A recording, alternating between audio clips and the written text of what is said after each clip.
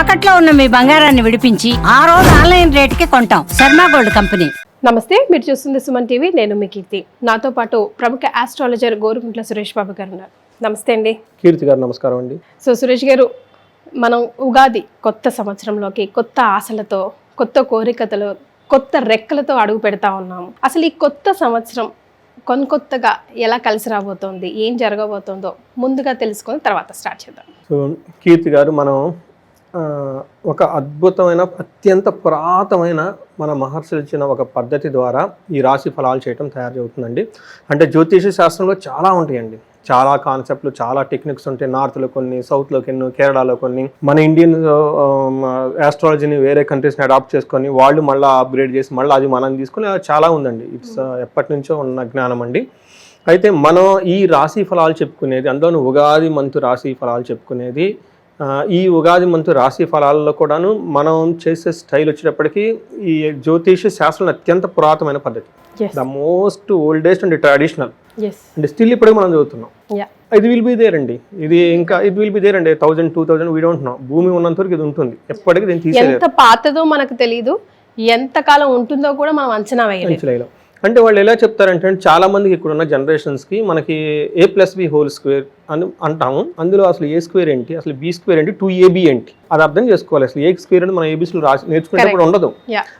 ఆ లాజిక్ ఏంటి, అది మన ఆ బిహైండ్ ఉన్న ఆ లాజిక్ని అర్థం చేసుకోకపోతే అది looks like some kind of A foolish statement, ఆ సెంటెన్స్ లాగా ఉంటుందండి. సో అదర్వైజ్ మనకు సంబంధం లేనిది ఇది.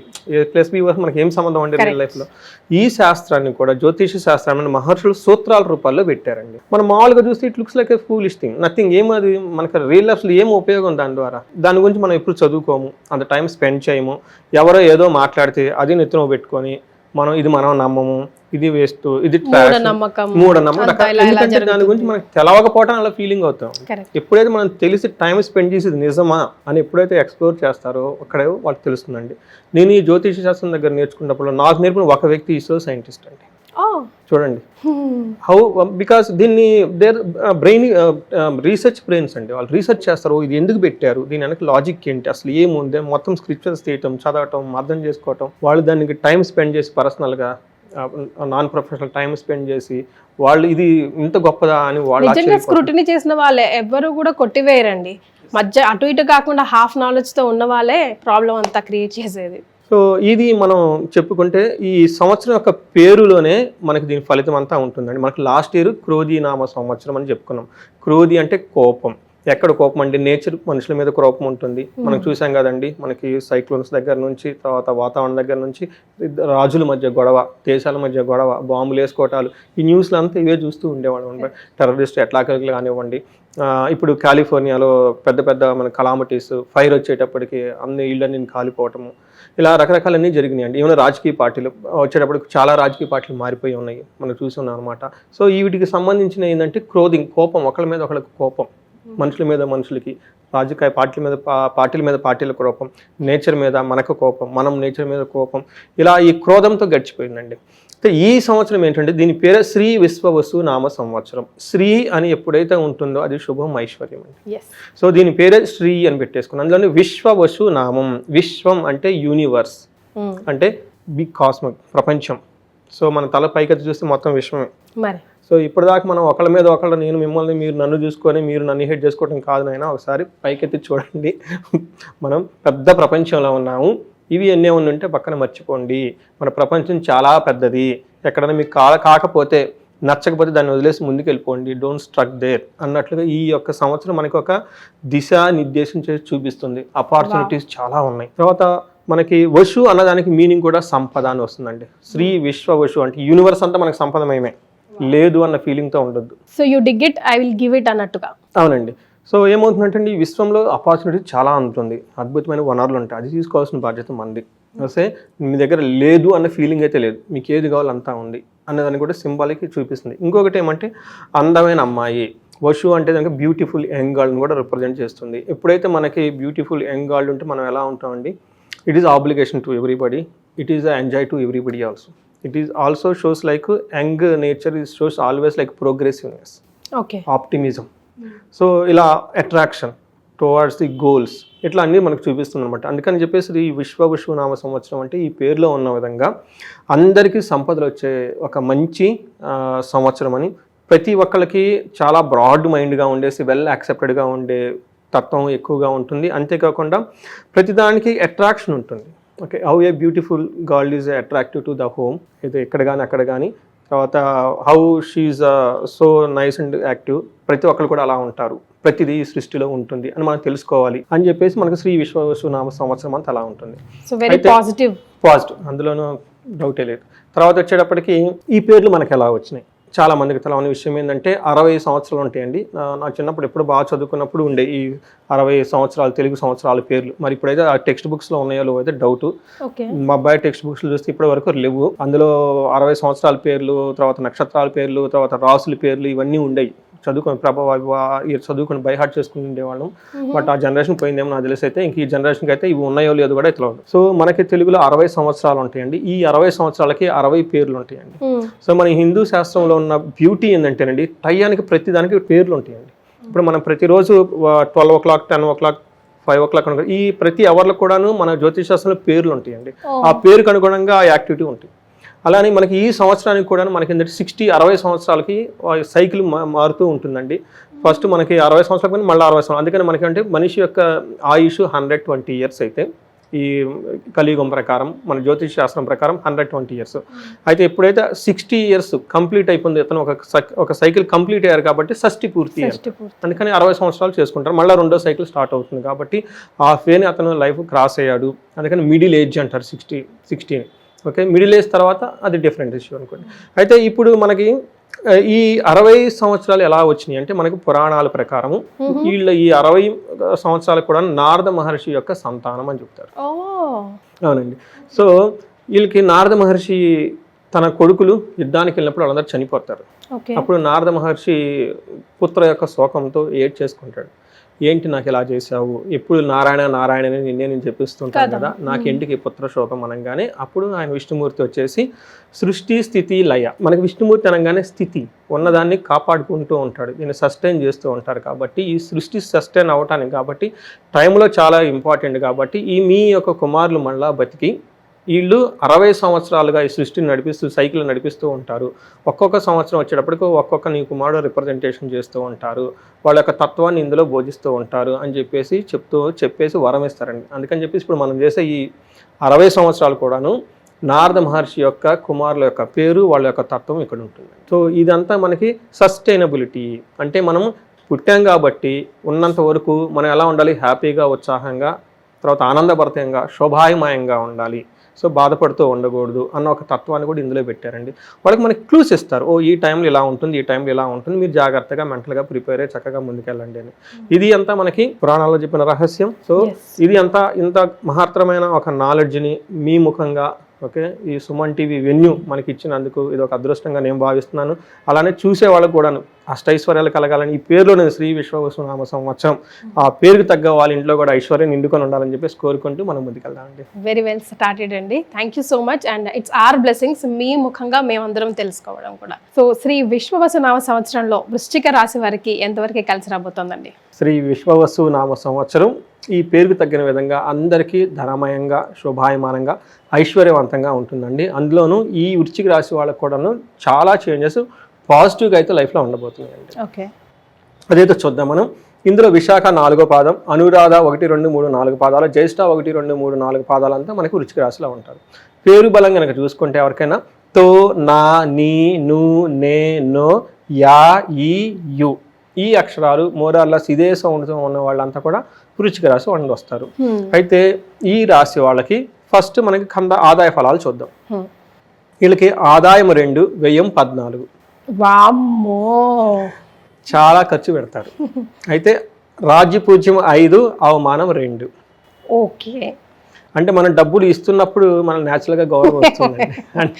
అంటే మీరు ఇచ్చే గుణం ఉంది కాబట్టి చక్కగా అందరూ పోగొడుతుంటారు. ఇవ్వనప్పుడు వాళ్ళ ట్రూ కలర్ తెలుస్తుంది. అందుకని చెప్పేసి వృశ్చిక రాశి వాళ్ళు ఆదాయం 2 ఉంది, వ్యయం ఎక్కువగా ఉంది కాబట్టి ఖర్చు పెట్టేటప్పుడు చాలా జాగ్రత్తగా ఖర్చు పెట్టాలి. ఓకే, పొగడ్తలు, అవమానాలు ఇవన్నీ మన దగ్గర డబ్బు ఉన్నప్పుడు, డబ్బు లేనప్పుడే ఉంటాయి, అంతే కదండి.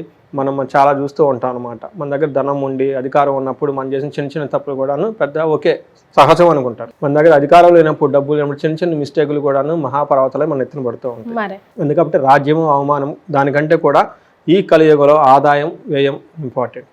ఓకే, వీటిని చాలా జాగ్రత్తగా ఈ ఒక్క విషయం పెట్టుకుంటే మిగతా అంతా బాగుందండి. ఇంక వేరే పెద్ద వ్యయం లేవు అనమాట. సో మనం కనుక చూసుకుంటే వీళ్ళకి ఫస్ట్ గ్రహస్థితిని చూసి శని సంచారం మీన రాశిలో, గురు సంచారం మిథున రాశిలో, రాహుకేతులు కుంభంలోను, తర్వాత మనకి సింహరాశిలో వస్తూ ఉన్నారండి. వీళ్ళంతా గ్రహాలు మే 14 గురువు, 18వ తారీఖున రాహుకేతులు మారుతూ ఉన్నారండి. ఈ యొక్క గ్రహస్థితిని బట్టి మనకు చూస్తే ఏమి వీళ్ళకి కాబోతూ ఉంది చూద్దాం. శని మనకి అంగగోచారం లఘుగోచారం అన్న కాన్సెప్ట్లో కనుక చూస్తే ఇందులో ధన సుఖ భ్రంశం రోగం వైరం అని చూపిస్తూ ఉందన్నమాట. అంటే ఏమవుతుందంటే హెల్త్ విషయంలో హ్యాపీనెస్ ధనాన్ని కోల్పోయే అవకాశం ఎక్కువగా ఉంది. మనం ఇందాక కూడా చూసుకున్నాం, మనం ఎంత చూసుకున్నాం నెంబర్స్ చూసుకున్నాం కదండి, ఖర్చు చాలా విపరీతంగా ఉంటుంది అనమాట. ఇది వీళ్ళకి ఒక్కటే డ్రాబ్యాక్. మిగతా అంతా 8th హౌస్లో గురువు ఉండటం వల్ల హెల్త్ విషయంలో కొంచెం జాగ్రత్తగా ఉండాలి. తర్వాత వైరము, వేరే వాళ్ళతో అనవసరంగా గొడవలు పడే అవకాశం ఎక్కువగా ఉంది. అది ప్రొఫెషన్లో కానివ్వండి, ఇంట్లో కానివ్వండి, మీరంతా మీరే గొడవ పెట్టుకునే అవకాశం ఎక్కువగా ఉంది. ఓకే, ఇది కొంచెం జాగ్రత్తగా ఉండాలి. బట్ దృష్టి ఉండటంతో చాలా ఆ గొడవ తగ్గే అవకాశం ఎక్కువగా ఉంటుంది. చూద్దాం మనం ప్లానెట్ ప్రకారం కనుక చూసుకుంటే వీళ్ళకి శని ఒక మంచి హ్యాపీ న్యూస్ ఈ వృశ్చిక రాశి వాళ్ళకి ఏంటంటేనండి, వీళ్ళకి అర్ధ అష్టమ శని నడుస్తుంది ప్రస్తుతానికి గత 2.5 సంవత్సరం నుంచి. ఇది ఈ రోజుతో ఉగాది నుంచి అది ఎండ్ అవుతుందండి. అర్ధ అష్టమ శనిలో జనరల్గా జరిగే ప్రాబ్లమ్స్ ఏంటంటే కుటుంబంలో గొడవలు ఎక్కువ అవుతాయి, కుటుంబంలో సఖ్యత ఉండదు, చాలామంది అరుచుకోవటాలు, విడిపోవటాలు, డైవర్స్లు అవటాలు, తర్వాత కలిసి ఉన్న కుటుంబంలో గొడవలు రావటాలు, ఒకళ్ళ మీద ఒకళ్ళు నిందలు వేసుకోవటాలు, తద్వారా హెల్త్ కాంప్లికేషన్స్, అనారోగ్యము అవన్నీ వచ్చేస్తాయి. నాకు తెలిసిన ఒక అతను 75 years ఓల్డ్ అతను, వాళ్ళ మిస్సెస్కి 65, ఇప్పుడు వాళ్ళు డైవర్స్లకు వెళ్తున్నారు. చూడండి మాయ అంటే ఎలా ఉంటుందో ఈ వయసులో చూడండి. ఇప్పుడు అతను చెప్పే ఆబ్లిగేషన్స్ అన్ని అంటే ఏజ్ అండి, ఇట్స్ ఆల్ ఏజ్. ఇప్పుడే కదండి అసలు ఒకరికి ఒకరు అవసరం, ఈ ఏజ్ లోనే కదా. మామూలుగా అయితే నేను చెప్పుకునేవాడిని కాదండి ఈ టీవీలో. మామూలుగా అయితే యంగ్ ఏజ్లో ఉన్నారు 25, 35, న్యాచురల్ ఏదో మన స్పర్ధలు విడిపోతున్నారు అనుకోవచ్చు. At the age of 75 to 65 ఇప్పుడు డైవర్స్ వాళ్ళు థింకింగ్ చేసుకొని వాళ్ళ మిస్సెస్ గొడవ చేసి ఆబ్లిగేషన్స్ వేసి కోర్టుకి వేసి చూడండి ఇప్పుడు గృహహింస కేసు ఉంటుంది. మీరేం సలహా ఇచ్చారు అంటే?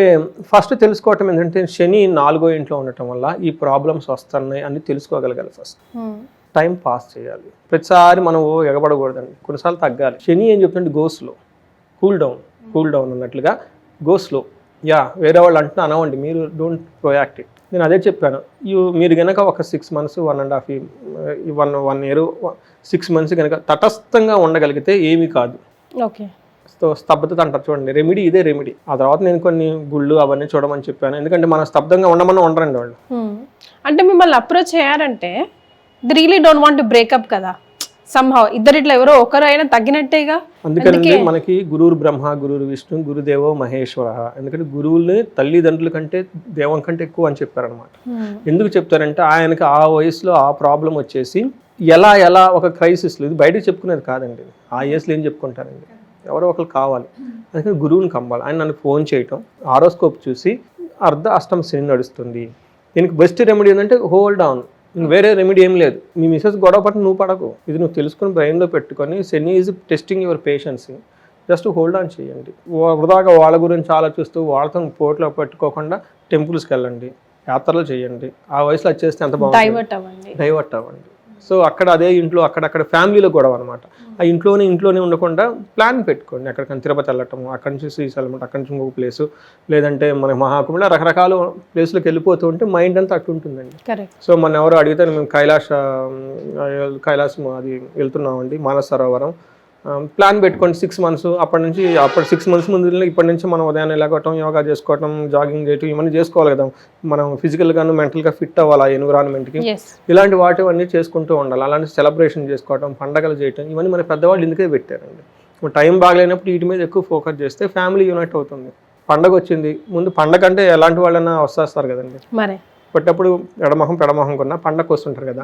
ఇలాంటి చాలా విషయాలు జరిగినాయి కాబట్టి ఈ వృశ్చిక రాశి వాళ్ళకి ఇలాంటివి ముందు జరగకుండా అవి స్టాప్ అయ్యే టైం ఇదండి.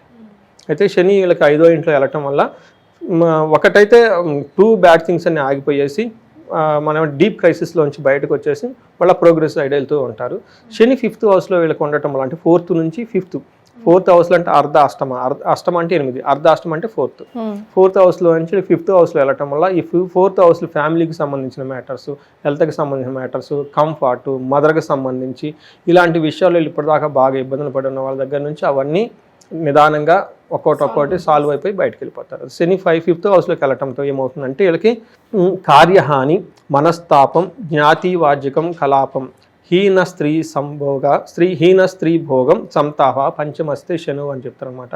అంటే పంచమంలో కనుక శని ఉంటే ఏమవుతుందంటేనండి చేసిన పనులు ఏమన్నా కొనుక్కుంటే చెడిపోయే అవకాశం ఎక్కువగా ఉంటుంది, మనస్తాపానికి గురే అవకాశం ఎక్కువగా ఉంటుంది, అన్నదమ్ములతో గొడవలు ఎక్కువ జరిగే అవకాశం ఎక్కువగా ఉంటుంది. అంతేకాకుండా తక్కువ క్యాడర్ ఉన్న వాళ్ళు స్త్రీలు అయితేనేమో జెంట్స్తో అయితేనేమో స్త్రీలతో పరిచయాలు పెంచుకొని ఫ్రెండ్షిప్ చేసే అవకాశం ఎక్కువగా ఉంటుంది. అది కొంతకాలం బాగుంటుంది. బాగలేనప్పుడు మనం స్టేటస్ కూడా చూసుకోవాలి కదా, ఈజ్ ఇట్ నెసెసరీ అలాంటి వాళ్ళతో కలిసి ఉండటం, అలాంటి వాళ్ళతో గొడవ పడటం మనం ఆలోచించుకొని 1-2 సార్లు చేసుకుంటే చాలా మంచిదండి. తర్వాత దృష్టి వీళ్ళకి 2nd హౌస్లో ఉండటం వల్ల ఫైనాన్స్కి సంబంధించిన మ్యాటర్స్లో కొంచెం కేర్ఫుల్గా ఉండాలి. ఇంట్లో కూడా గొడవలు వచ్చే అవకాశం ఎక్కువగా ఉంటాయి. అయితే అంతకుముందు ఉన్నంత గొడవలు కాదు, ఎందుకంటే అర్ధాష్టమ నుంచి 7వ ఇంట్లో ఉండటం వల్ల భార్యకి కొంచెము సిక్నెస్, గొడవలు వచ్చే అవకాశం ఎక్కువగా ఉంది. బట్ ఇది యొక్క ఇంపాక్ట్ చాలా తక్కువ ఉంటుందండి. అంటే ఇంపాక్ట్ చాలా హై లెవెల్లో ఉంటుంది, అర్ధాష్టమంలో చాలా హై లెవెల్లో ఉంటుంది. ఇవి ఉంటాయి కానీ బట్ అంత ఎక్కువగా ఉపశమనం వస్తుంది అనమాట. వీళ్ళకి గురువు 8th హౌస్లో ఉండటం వల్ల ఏమవుతుందంటే అండి చాలా విషయాలు చాలా పాజిటివ్గా ఉంటుంది. ఒక్క విషయంలో మాత్రం చాలా కేర్ఫుల్గా ఉండాలి. ఎక్కువగా నాకు రీసెంట్గా ఈ 8th హౌస్లో ఉన్న కాల్స్ అనే ఎక్కువగా నాకు వచ్చింది ఏంటంటే అండి, వర్క్లో ఉన్న వాళ్ళకి బాస్ నుంచి విపరీతమైన ప్రెషర్, వర్క్ ప్రెషర్ చాలా ఎక్కువగా ఉండి they are not happy in their profession at all అండి. ఇలాంటి కేసులు నాకు చాలా ఎక్కువ వచ్చినాయి అనమాట. అష్టమంలో కనుక ఉంటే అంటే అష్టమంలో గురువు ఉంటే వాళ్ళకున్న జ్ఞానము, వాళ్ళకున్న తెలివితేటలు, వాళ్ళకున్న మనీ, పలుకుబడి ఎందుకు ఉపయోగపడవు. సో మీరు సక్సెస్ఫుల్గా ఎంప్లాయీ చక్కగా చేస్తూ ఉన్నారు, సడన్గా ఈ టైంలో వాళ్ళకున్న స్కిల్స్, నాలెడ్జ్ ఉపయోగపడదు. అంటే కొత్త ప్రాజెక్ట్ ఏదో వస్తుంది, వీళ్ళపై ఆ ప్రాజెక్టులు పడేస్తారు. ఇప్పుడు దాకా ఉన్న వీళ్ళ టాలెంట్ వేరు, ఇప్పుడు ఇది వేరు. సో ఇప్పుడు దాకా వీళ్ళేదో ఒక మంచి చక్కగా మూవీని వాళ్ళు బాగా కమాండ్ ఉన్న రోల్స్ చేస్తూ వెళ్ళిపోతున్న కాంచి అది తీసుకెళ్ళి వేరే ఆల్ ది వే సడన్గా వేరే చోటుకు వచ్చేస్తారు. అప్పుడే ప్రెషర్ వచ్చేస్తుంది అనమాట. ఇలాంటి కేసులు నేను చాలా ఎక్కువ చూశానండి. జూపిటర్ 8th హౌస్లో ఉన్నది. ఇది వృశ్చిక రాశి వాళ్ళకు కూడా 7th నుంచి 7th హౌస్ చాలా బాగా యోగ్యత వస్తుంది. 8th మూవ్ అవడంతో ఏమవుతుందంటే అండి, చోరాగ్ని నృప్రభీతిచ్చ గాత్ర గాంభీర్య నాశనం, నిష్ఠూరం సాహసం క్రోధమస్తే, అష్టమస్తే గురోద్భవేద్ అని చెప్తారు. అంటే ఏమంటే చోర అగ్ని, వీళ్ళకి సంబంధించిన విలువైన వస్తువులు కానివ్వండి, ఆఫీసుల్లో కానివ్వండి, డాక్యుమెంట్స్ కానివ్వండి, బుక్స్ కానివ్వండి, అంటే గురువుకి సంబంధించిన ప్రెషర్స్ నాలెడ్జ్ కానీ, డబ్బులు కానీ వేరే వాళ్ళు దొంగిలించుకొని పోయే అవకాశం ఎక్కువగా ఉంటుంది. లేదు అంటే నృపభీతి, నృప అంటే ఎవరంటే బాస్. ఓకే, మళ్ళీ వీళ్ళపై ఉన్న బాస్ దగ్గర నుంచి కానివ్వండి, లేదంటే ఇన్వెస్టర్స్ కానివ్వండి, వాళ్ళ దగ్గర నుంచి విపరీతమైన భయం వచ్చేస్తుంది వీళ్ళకి. రెండోది వచ్చేప్పటికి గాత్ర గాంభీర్య నాశనం. అంతకుముందు వాళ్ళ బాడీ లాంగ్వేజ్ ఒక రాయల్గా, కింగుగా ఉండేది కాస్త వాళ్ళ బాడీ లాంగ్వేజ్ అంతా బాగా తగ్గిపోయేసి ఏదో ఒక భయపడుతూ ఒక అయోమయంతో ఉన్నట్లుగా ఉంటుంది వాళ్ళ బాడీ లాంగ్వేజ్ అంతా. ఓకే. తర్వాత నిష్ఠూరం సాహసం, ఎందుకంటే వీళ్ళని తీసుకెళ్ళిపోయి ఏమి దాంట్లో వర్క్ చేయమంటున్నారు కాబట్టి ఇంకా ఫ్రస్ట్రేషన్ అంతా మాటల్లో ఎక్స్ప్రెస్ చేస్తూ ఉంటారు. నిష్ఠూరం అంటే ఏంటండి, ఏం బాగుంది అంటారు, బాగున్నా అంటే ఏం బాగుందిలే అంటారు, బాగున్నారా అంటే ఏం బాగున్నాంలే అంటారు. సో ఆ టైప్లో ఉంటుంది అన్నమాట. వాళ్ళు మాట్లాడే అలా ఉంటుంది, బాడీ లాంగ్వేజ్ చేంజ్ అయ్యి ఉంటుంది. క్రోధం, బికాజ్ పడని నచ్చని ప్లేస్లో ఉన్నారు కాబట్టి ఫ్రస్ట్రేషన్ వచ్చేస్తుంది కాబట్టి. ఇది ఒక్కటేనండి ఎక్కువగా 8th హౌస్లో బాగా, అంటే వాళ్ళకున్న నాలెడ్జ్, జ్ఞానము, స్కిల్స్ ఈ టైంలో ఉపయోగపడవు. కరెక్ట్. ఇది ఒక్కటి కీ పాయింట్ తెలుసుకుంటే హ్యాపీ. తర్వాత కానీ వీళ్ళు 4th హౌస్లో ఉండటం వల్ల ఫ్యామిలీ విషయంలో, ఎడ్యుకేషన్ విషయంలో, కంఫర్ట్ విషయంలో ఎక్కడా తగ్గదు, బాగుంటారు. తర్వాత ఖర్చు పెట్టినా కానీ మంచి పుణ్యకారాలకు ఎక్కువ ఖర్చు పెడతారు. సో గురువు మనం చెప్పుకుంటే అంటే రియల్ టైంలో నాకు బాగా ఎక్కువ కేసులు వచ్చింది. ఇది సడన్గా నాకు ఒక ప్రాజెక్ట్లో వేసేసారండి. వాళ్ళు ఎప్పుడు ఎడ్యుకేషన్ స్కూల్లో ఎక్కడో పనిచేస్తున్నారు, తీసుకెళ్ళిపోయి ఆల్ ది వే ఒక కన్స్ట్రక్షన్ దాంట్లో చూసుకోమని చెప్పేసారు. వాళ్ళకేం తెలుస్తుందండి కన్స్ట్రక్షన్ ఎక్కడ, టీచింగ్ ఎక్కడ. ఒక అతను యూఎస్లోనే ఎక్కడో ఉన్నారు, తీసుకెళ్ళిపోయి దుబాయ్లో ఎక్కడో పెట్టారు. అక్కడ వాతావరణం, ఇక్కడ వాతావరణం, ఈ ప్రాజెక్ట్ వేరు, ఆ ప్రాజెక్ట్ వేరు. బాగా ఈ టైప్ కేసులు ఎక్కువగా నాకు ఫోన్ కాల్ ద్వారా వచ్చినాయి. చూస్తే వాళ్ళ జాతకంలో గురువు 8th హౌస్లో ఉంటున్నారు అనమాట. సో వీళ్ళకి కూడా ఈ వృశ్చిక రాశి వాళ్ళకి మే తర్వాత 8th హౌస్లో వెళ్ళటం తర్వాత ఇలాంటి ప్రాబ్లమ్స్ అని వచ్చే అవకాశం ఎక్కువగా ఉంది. ఓకే. రాహు 4th హౌస్లో ఉండటం వల్ల ఇది వీళ్ళకి కొంచెం 50-50 అని చెప్పుకోవాలన్నమాట. అంటే వీళ్ళకి అన్నీ ఉంటాయి కానీ ఇంకా కావాలనుకుంటారు. మంచి ఇల్లు ఉంటుంది, కానీ ఆ ఇంటికి సంబంధించిన ఎక్కడో లోపం ఉందని ఫీల్ అవుతూ ఉంటారు. సో ఈ 4th హౌస్లో సుఖం అంతా ఉంటుంది. మంచి చైర్లు ఆల్రెడీ కూర్చొని ఉంటారు, కానీ ఈ చైర్ బాగాలేదని ఆలోచిస్తూ ఉంటారు. సో 4th హౌస్లో రాహు ఉండటం వల్ల ఏమో చిత్తభ్రంశం. చూడండి ఆ మీనింగ్. చిత్తభ్రంశం అంటే మన భ్రమంలో ఉంటాం అనమాట. ఇల్లు చాలా బాగా కట్టాను కానీ పెయింట్ బాగలేదని బాధపడుతుంటాను. నిజంగా అండి, ఇది 4th హౌస్లో నేను చాలా మందిని చూశాను, అనవసరంగా బాధపడుతుంటారు. మొన్న కూడా ఎవరో ఫోన్ చేశారండి, ఎక్కడ యూరోప్లో ఒక దేశంలో ఉన్నారు, అంతా బాగుంది, పెళ్ళి, పిల్ల, ఓన్లీ ఒక కిడ్ ఉన్నారు, అంతా బాగుంది. ఇప్పుడు వాళ్ళకి ప్రాబ్లం ఏంటంటే యుఎస్ వెళ్ళాలి ప్రాబ్లం. అది ముందు యుఎస్లో సిచ్యువేషన్ బాగలేదు, ట్రంప్ వచ్చి అంతా వరి అవుతున్నారు, ఆల్రెడీ ఫారిన్లో ఉన్నారు, డాలర్ వాల్యూ, పౌండ్ వాల్యూ కూడా చాలా బాగుంది, హ్యాపీ కదా. కాదు అది నా డ్రీమ్ ప్రాజెక్ట్ అంటారు. ముందు ఇది బాగుంది, అక్కడ బాగలేదు ఎందుకు. అందుకని చెప్పేసి కొంతమందికి రివర్స్ వాషింగ్ చేయాల్సి ఉంటుంది బ్రెయిన్ అనమాట. వాళ్ళకి అన్నీ ఉంటుంది, ఉన్నదానికి హ్యాపీగా ఉండే. ఈ రాహు 4th హౌస్లో ఉంటే అది పెద్ద ప్రాబ్లం అండి. సో అందుకని మన మహారాష్ట్రలో చిత్తభ్రంశం, మైండ్ ఎట్లా వెళ్ళిపోతుంటుంది. వాత రోగం, గ్యాస్ట్రైటిస్ ప్రాబ్లమ్స్ వచ్చేసి స్త్రీ మూలాచ భయప్రదం. అంటే వీళ్ళకి ఆపోజిట్ అంటే ఏమవుతుందంటేనంటే హస్బెండ్ డ్రీమ్స్ లో తెలిపోతూ ఉంటే న్యాచురల్గా వైఫ్ వచ్చేసి ఏంటి కామ్ డౌన్ చేస్తారు కాబట్టి ఎందుకు నన్ను ఏమన్నా డిస్కరేజ్మెంట్ చేస్తామని గొడవ పెట్టుకుంటారు.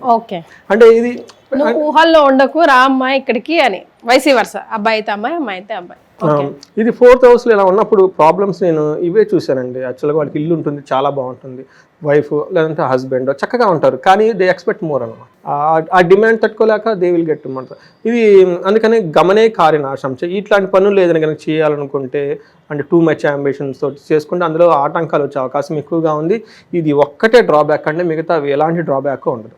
సూపర్. మరి నక్షత్రాల ప్రకారం నక్షత్రం కనుక చూసుకుంటేనండి, వీళ్ళకి విశాఖ నక్షత్రం వాళ్ళకి చూసుకుంటే సంపదలు బాగుంటాయండి, హెల్త్ ప్రకారం బాగుంటారు, ధనలాభం బాగుంది, అందరి నుంచి సర్వజన పూజ్యం బాగుంటారు. వీళ్ళకి ఒక్క డ్రాబ్యాక్ అంటే జూన్ 14 దేహ పీడనం, వాళ్ళ శరీరంలో ఏదో ఒకటి కొంచెం బాధ పెట్టే విషయం ఉంటుంది. ఓకే.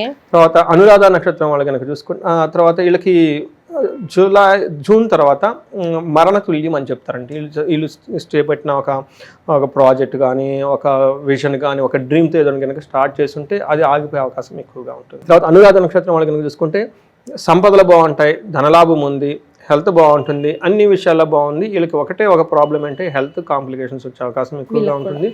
తర్వాత ఆగస్టు తర్వాత వీళ్ళకి కూడాను మరణ తుల్యం వచ్చే సిచ్యువేషన్స్ వచ్చే అవకాశం ఎక్కువ, జాగ్రత్తగా ఉండాలి. తర్వాత జ్యేష్ఠ నక్షత్రం వాళ్ళకి సంతోషము, సంపదలు, సర్వజన పూజ్యము, హెల్త్ ప్రకారం చాలా బాగుంటారు. జూలై తర్వాత వీళ్ళకి హెల్త్ విషయంలో కొంచెం జాగ్రత్తగా ఉండాలి, శారీరకంగా వీళ్ళకి ఇబ్బంది పడే అవకాశం ఎక్కువగా ఉంటుంది. బట్ ఇవి తప్పగా మిగతా అన్ని విషయాలు చాలా బాగుందని గమనించుకోవాలి. రైట్. మరి వీరికి ఏమైనా రెమెడీస్ సూచిస్తారండి? వీళ్ళకి మిక్స్డ్ రెమెడీ చేయాలని కనుక ఎవరైనా కనుక చేయగలిగితే, మనకి తమిళనాడులో కుంభకోణం దగ్గర నవగ్రహ టెంపుల్స్ ఉన్నాయండి. అంటే వీళ్ళకి అన్ని గ్రహాలు ఒక రకంగా బాగున్నాయి, కానీ కొంచెం ఇబ్బంది పెట్టే విధంగా ఉన్నాయి, అంటే మిక్స్డ్గా ఉన్నాయి అనమాట. ప్రాబ్లం లేదు అంటే ఉంది, అలానే పెద్ద ప్రాబ్లం అంటే అవి కూడా లేదు, మిక్స్డ్గా ఉంది. కాబట్టి వీళ్ళు ఈ ప్రాబ్లమ్స్ కూడా గురువుకి సంబంధించి ఎక్కువగా, ఇంకా గురువు 8th హౌస్లో ఉండటం వల్ల వీళ్ళకున్న నాలెడ్జ్, స్కిల్స్ ఉపయోగపడని మనం ఆల్రెడీ చెప్పుకున్నాం అనమాట. అందులో రాహు కూడా 4th హౌస్లో ఉండటంతో వీళ్ళు మేధా దక్షిణామూర్తిని చక్కగా భక్తిగా గురువారం దర్శనం చేసుకొని వాళ్ళకి శనగలు కనుక 1 kg బాగా దానాలు చేస్తూ శనగలతో చేసిన గుగ్గిళ్ళు అవన్నీ పెడుతూ ఉంటే ఎల్లో కలర్స్ అవన్నీ వాడుకుంటే చాలా బాగుంటుంది. వాళ్ళకి దగ్గరలో కనుక వాళ్ళ ఊళ్ళల్లో కనుక ఎక్కడైనా మేధా దక్షిణామూర్తి టెంపుల్ ఉంటే విజిట్ చేయండి. బట్ అందరికైతే నేను చెప్పేది ఏంటంటే, మనకి గుంటూరు దగ్గర కోటాప్కొండ ఉంటుందండి, అక్కడ ఆ గుడి మొత్తం మేధా దక్షిణామూర్తికి సంబంధించిన గుడి. గురువారం రోజున అక్కడ ఉదయం పూట హోమం చేస్తారు సామూహికంగా. గురువుకి సంబంధించిన దోషాలు వీళ్ళకి ఉంది కాబట్టి అక్కడ కనుక హోమం వీళ్ళు పర్సనల్గా చేయించుకున్న, పర్సనల్గా వెళ్ళలేని వాళ్ళు ఆ దేవస్థానం వాళ్ళు కనుక ఫోన్ చేసినా కానీ ఆన్లైన్ కూడా వాళ్ళు చేస్తారు. ఫెసిలిటీ ఉంటే చేసుకుంటే చాలా మంచిది, ఉత్తమం అండి. వీటితో పాటు గురువుల్ని గౌరవించాలి. గురువులో విమర్శించడం అలాంటివి ఏం చేయకూడదు. తర్వాత ఆశ్రమాలకు వెళ్ళటము, మఠాలకు వెళ్ళటము, విజిట్ చేయటము, అక్కడ నైట్ స్టే చేయటం. తర్వాత వీటితో పాటు మనం ఇంకా ఏం చేయాలంటే గురువుకి సంబంధించిన స్తోత్రాలు వినటము, రామాయణం, మహాభారతం, ఇట్లా యాన్షియంట్ స్క్రిప్చర్స్ ఉండటము, వాళ్ళ దగ్గర